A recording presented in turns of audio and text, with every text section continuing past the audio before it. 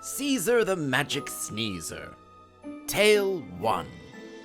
Cesar's magic sneeze makes him feel like a boss. Ah-choo! So right before dinner, he turned into cranberry sauce.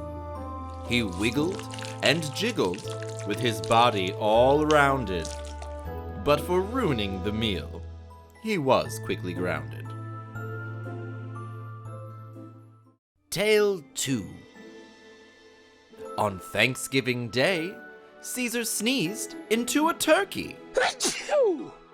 With his feathers and gobble, he looked very quirky. He got spotted by a hunter who was just a beginner, which was lucky for Cesar, or he would have been dinner.